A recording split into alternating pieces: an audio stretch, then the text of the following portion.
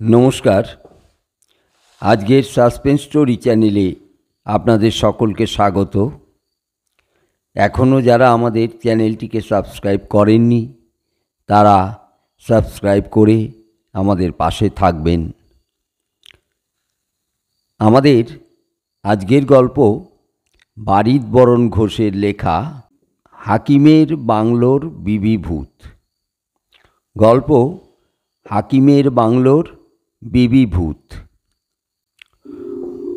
গোপালচন্দ্র শাস্ত্রীকে একালের লোক তেমন করে চেনেন না।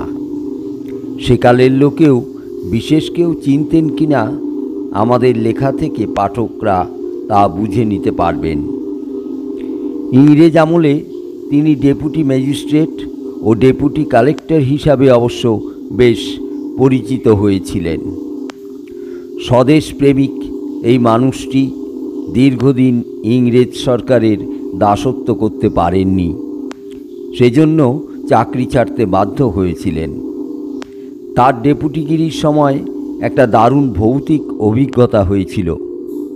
সেটি তিনি ভারতী পত্রিকার 1304 সালে শ্রাবণ মাসে 2 কিস্তিতে লিখেছিলেন। তার থেকেই আমাদের এই সত্যি ভূতের বাড়ি নিয়ে একটা লেখা পাঠকদের দরবারে উপস্থিত করার সুযোগ এলো। তবে তিনি রাজনৈতিক কারণে কিছু স্থান এবং কিছু লোকের নাম গোপন করে গেছিলেন। বঙ্গদেশে ডেপুটিগিরি করতে করতে গোপালবাবু একবার বিহারে বদলি হয়ে যান।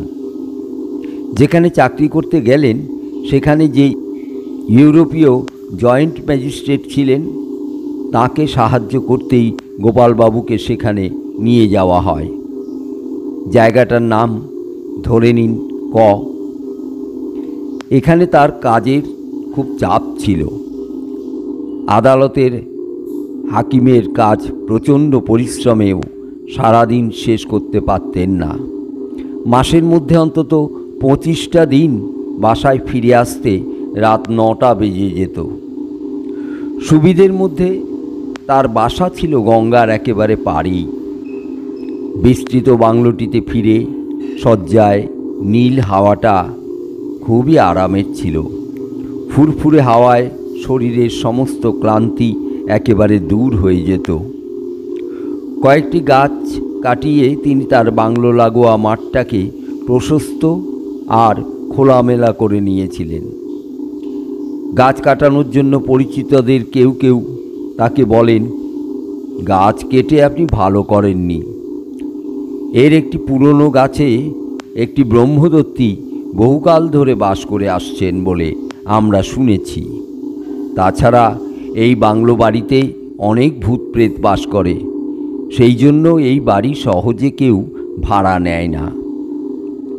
আপনি সেই জন্যেই এত সস্তাতে এই বাড়ি ভাড়া পেয়েছেন।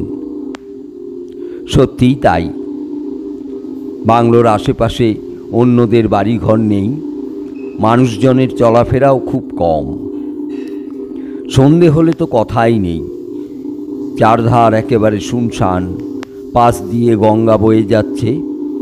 এই বাংলো বাড়ির সামনেই একটা মরা পোড়ানোর ঘাট ছিল, সেখানেই বহু শবের সৎকার হতো।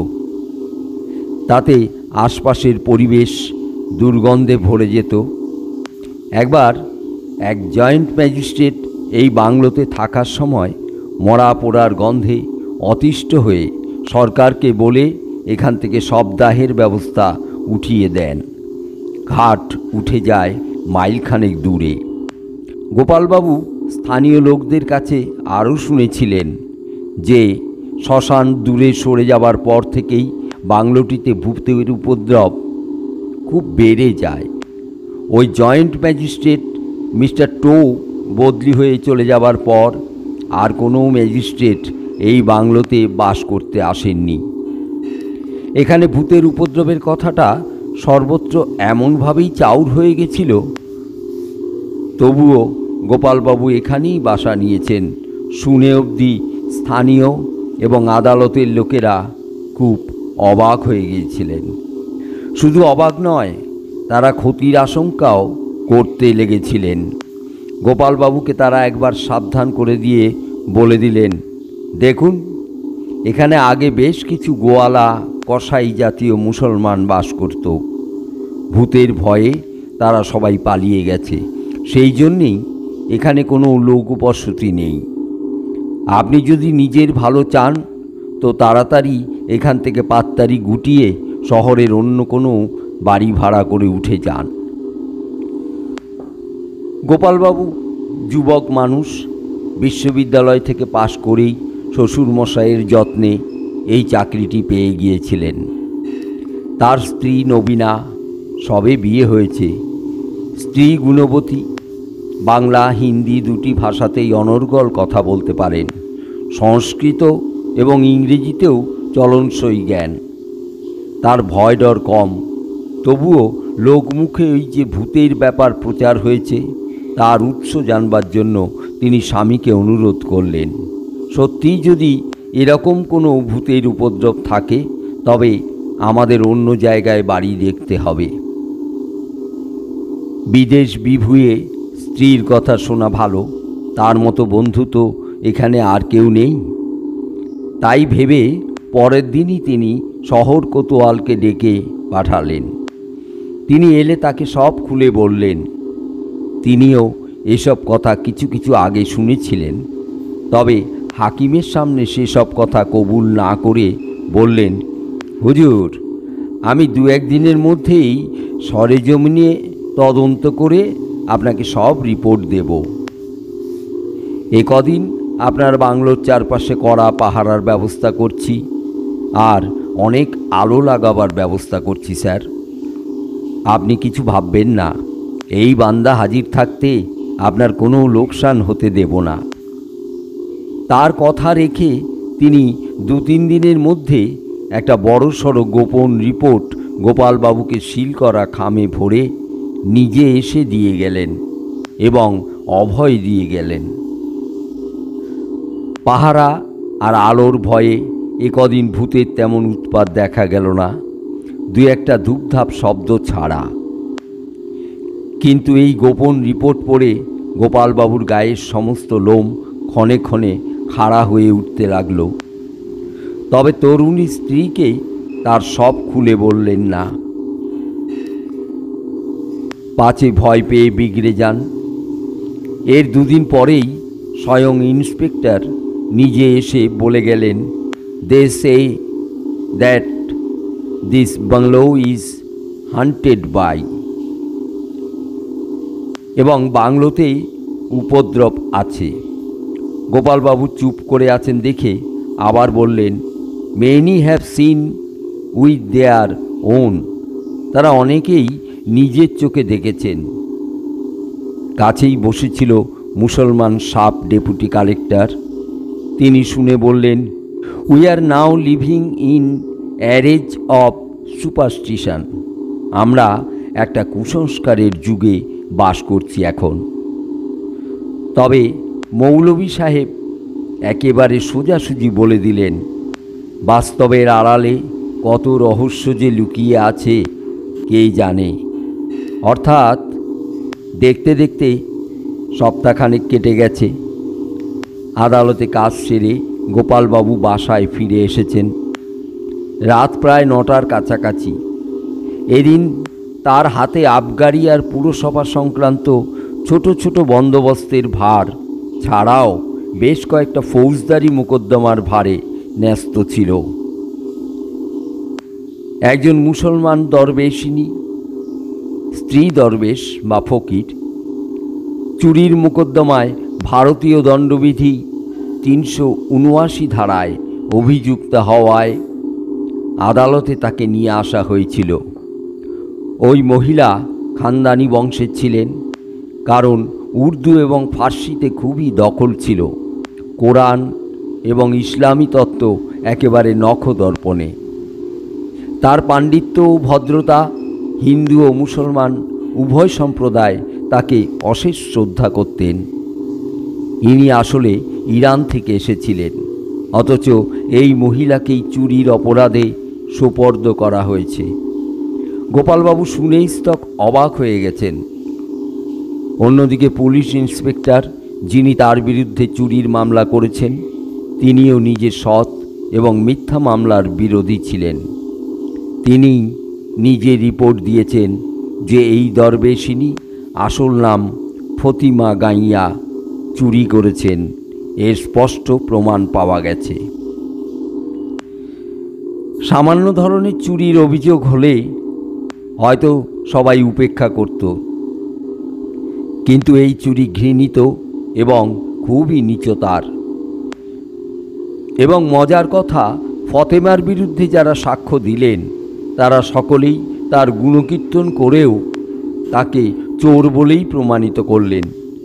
অতএব হাকিম হিসেবে গোপালবাবুর আর অন্য কোনো উপায় রইল না। তিনি তাকে চোর বলেই সাব্যস্ত করলেন, তবে কোনো রায় দিলেন না। 3 দিন পরে রায় শোনাবেন জানিয়ে তিনি মোকদ্দমা মুলতুবি করে দিলেন। পরের দিন নিজেই সরজমিনে সব জানবার জন্য অকুস্থলে গেলেন এবং তাতে তার ধারণা হয়ে গেল যে ফতিমা অবশ্যই অপরাধ করেছে। তার পরদিন মামলাটি নিয়ে গোপালবাবু ম্যাজিস্ট্রেট মহোদয়ের সঙ্গে বিস্তারিত আলোচনা করলেন।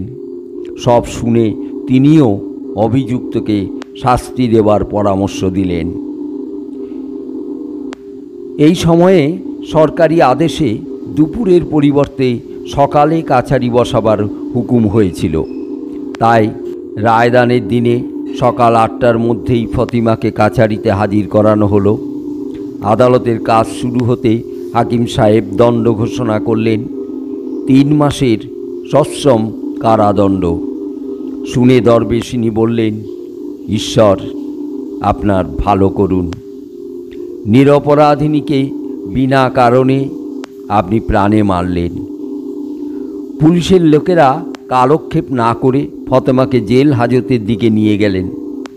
স্পষ্ট দেখতে পেলেন গোপালবাবু দরবেশিনীর চোখ থেকে ঘৃণার ও প্রতিহিংসার আগুন ঝরে পড়ছে। গোপালবাবু তাতে বিহ্বল হয়ে গেলেন। তার হাত থেকে কলম খসে পড়ে গেল। চেয়ার থেকে উঠে কাউকে কোনো কথা না বলে তিনি বাসায় ফিরে এলেন। কয়েকদিনের মধ্যে গোপালবাবু খবর পেলেন জেল হাজতেই দরবেশিনীর মৃত্যু হয়েছে।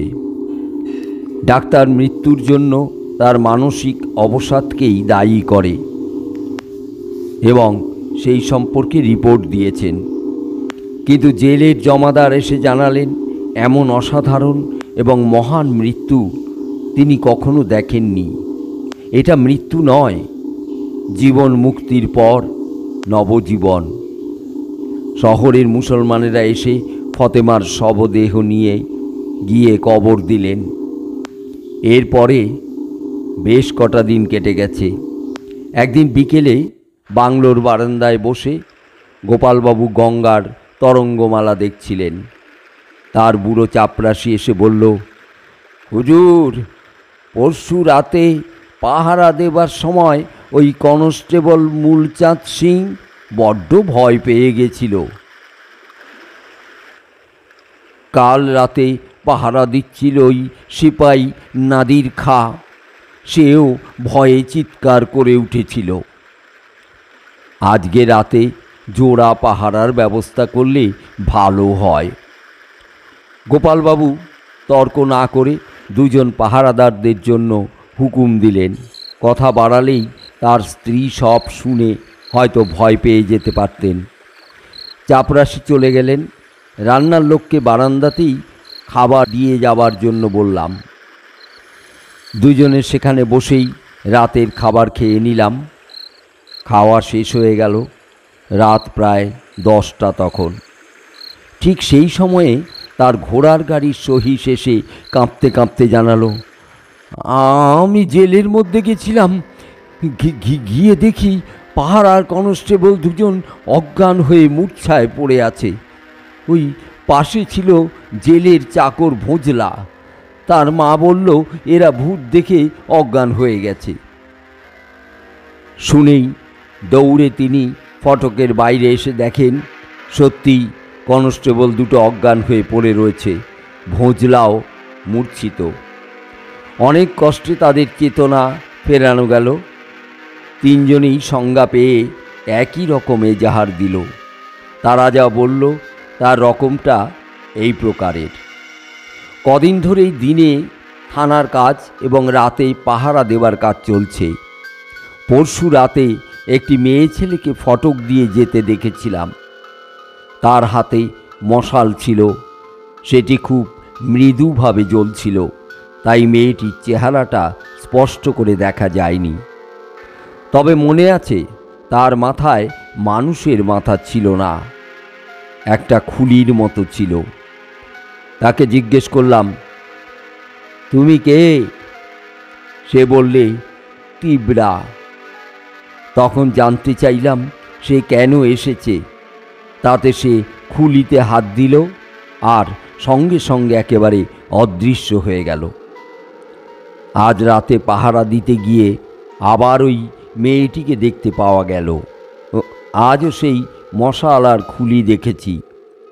সে কিছু একটা বলতে চাইল, তার ভাষা বুঝতে পারলাম না। হঠাৎ সে একটা ভয়ানক মূর্তি ধরে পাশের গাছের ডালে পা দিয়ে সোজা গাছে উঠে গেল। এর মধ্যেই তারা অজ্ঞান হয়ে যায়। ভোজলা চাকরও ওই একই রকমের এজাহার দিয়েছে। তাকে পাশের এক দোকানদার বলেছিল ওই ভূত নারকেল গাছের মতো লম্বা, কিন্তু হাত ছিল না। সেই সময় সাব ইন্সপেক্টর মশাই রোদে বেরিয়েছিলেন। তাদের সবাইকে দেখে ঘোড়া থেকে নেমে কি হয়েছে তা জানতে চাইলেন। তার সঙ্গে যত পাহারাদার ছিলেন তাদের সবাইকে বলা হলো সেই রাতে সবাইকে পাহারা দিতে হবে। যদিও গোপালবাবু ভাবলেন, পাহারা দিয়ে ভূতকে কি তাড়ানো যাবে? দারোগা চলে যেতেই তিনি সেই বারান্দায় ফিরে এলেন। দেখলেন তার স্ত্রী সেখানে নেই। অন্দরেও তাকে পাওয়া গেল না। গঙ্গার ঘাটের দিকে নজর যেতেই দেখতে পেলেন ঘাটের এক পৈঠাতে একজন স্ত্রীলোক হতচেতন হয়ে পড়ে আছেন। ছুটে গিয়ে দেখলেন তিনিই তার স্ত্রী। অনেক কষ্টে তার চেতনা ফিরিয়ে তাকে বাংলোতে নিয়ে এলেন, কিন্তু তার কথা বলার মতো অবস্থা ছিল না। বাড়িতে কিছু কবিরাদি ওষুধ ছিল। খল নুড়ি নেড়ে মধু দিয়ে তা খাইয়ে দিলেন। তাতে ঘণ্টাখানেকের মধ্যে তিনি অনেকটা সুস্থ হয়ে উঠলেন। তারপরে যা বললেন তা তার ভাষাতেই আমরা বলতে পারি। তুমি বারান্দা থেকে চলে গেলে, আমি উঠে গঙ্গার ঘাটে নেমে গঙ্গার শোভা দেখতে গেলাম। এমন সময় মনে হলো যেন একটি মেয়ে গঙ্গায় স্নান করছে। সে কে জানতে খুব কৌতূহল হলো। হঠাৎ দেখলাম একটি স্বর্গীয়া নারী মূর্তি সামনে দাঁড়িয়ে। শরীরে তার সন্ন্যাসীর বেশ। দয়া, কোমলতা, প্রেম, ব্রহ্মজ্ঞান সব কিছুর আশ্চর্য মণ্ডপ। আমি ভয় পেয়ে উঠে দাঁড়াতেই সেই মূর্তি শূন্যে মিলিয়ে গেল। আবার তাকে দেখলাম। এবার আর প্রেমময়ী মূর্তি নয়, বিকটাকার মূর্তি। তা দেখে আমি মূর্ছিত হয়ে পড়ে গেলাম ঘাটের সিঁড়িতে। সমস্ত দাসদাসীদের একটি ঘরের মধ্যে রেখেই তারা বিছানায় শুয়ে গেলেন বটে, কিন্তু ঘুম এলো কই। পরের দিন রবিবার, কাছারি বন্ধ। তাই সকালেই জয়েন্ট সাহেবের কাছে চলে গেলেন গোপালবাবু এবং তাকে সমস্ত খুলে বললেন। তিনি শুনে রহস্যময় ভাষায় তাকে এসব উপেক্ষা করতে বললেন। জোরদার পাহারার ব্যবস্থা করলেন, আর তাতেই ভৌতিক রহস্য ঘনীভূত হলো সেই বাংলো বাড়িটাতে। অনেকে তাকে পরামর্শ দিলেন একটা যজ্ঞ অথবা শান্তি সস্তায়নের ব্যবস্থা করতে। সেই মতো তিনি কিছু বেদজ্ঞ ব্রাহ্মণকে আনিয়ে পূজা অর্চনার যাবতীয় ব্যবস্থা করলেন। কদিন একটু শান্তিতে কাটালেন তিনি, কিন্তু সেই শান্তি ছিল সাময়িক। এবার আরেকটি অদ্ভুত ঘটনা ঘটতে লাগল। গোপালবাবুর উন্মাদ প্রায় অবস্থা। এবারে তিনি ক স্থান থেকে বদলি হয়ে খ স্থানে এলেন প্রমোশন পেয়ে। তার মাইনে বাড়ল, ক্ষমতাও বাড়ল। লোকজন নিয়ে তার সংসারের সদস্য সংখ্যা দাঁড়ালো 21। ঘোড়ার গাড়ি ছাড়া বলদে টানা গাড়িতে মালপত্র চড়িয়ে তারা নতুন বাসার উদ্দেশ্যে সদল বলে রওনা হলেন। পথের মধ্যে তখন রাত 11টা হবে। কে যেন এক মহিলা কণ্ঠে চিৎকার করছেন, मेरी जान जाती है। গাড়ি থেকে লাফিয়ে নেমে তিনি সশস্ত্র পাহারাদারদের নিয়ে যেদিক থেকে আওয়াজটা আসছিল সেদিকে দৌড়লেন। চিৎকার করে বলতে লাগলেন, ভয় নেই, আমরা আসছি। হঠাৎ আবার শুনতে পেলেন সেই আর্তচিৎকার, मेरी जान जाती है। এবার আওয়াজটা এলো সম্পূর্ণ উল্টো দিক থেকে। চাঁদনি রাত, পথে কোনো বন জঙ্গল নেই, কোনো মানুষকে সেই ফুটফুটে জ্যোৎস্নার মধ্যে দেখা গেল না। কিন্তু শোনা গেল আবার আর্তনাদ, मेरी जान जाती है। তন্ন তন্ন করে খুঁজে কাউকেই পাওয়া গেল না। একটা দিন কোনো ক্রমে কাটল। পরের রাত্রে আবার সেই চিৎকার। হঠাৎ মনে হলো আওয়াজটা কাছেই মহুয়ার গাছের নিচ থেকে আসছে। জঙ্গল, পুকুর সব খুঁজেও পাওয়া গেল না। কাছেই থানা ছিল, থানার দারোগাবাবুকে সব জানালেন। শুনে তিনি বললেন, এখানে এমন ব্যাপার তো কখনো ঘটেনি, শুনিও নি। এরপরে কর্মস্থলে পৌঁছে তিনি কাজের ভার নিলেন। একবার মাত্র এখানে দরবেশিনী ফতেমার দূতকে তিনি স্বচক্ষে দেখেন। এবারে একদিন তিনি সস্ত্রীক হরিদ্বারে গেলেন। পরে গয়াতে গিয়ে ফতেমার উদ্দেশ্যে ভূতপিণ্ড দিলেন। কে ভূত, কার ভূত বিচার না করেই দিয়েছিলাম। তারপর আর তার নতুন বাংলোতে কোনোদিন ভূতের অত্যাচার হয়নি। গল্পটা এখানেই শেষ। গল্পটা কেমন লাগলো অবশ্যই আমাদের কমেন্টে জানাবেন। আমাদের গল্প বা ভিডিওগুলো যদি ভালো লেগে থাকে আমাদের চ্যানেলটিকে লাইক ও শেয়ার করতে ভুলবেন না। অবশ্যই সাবস্ক্রাইব করে দেবেন। ধন্যবাদ।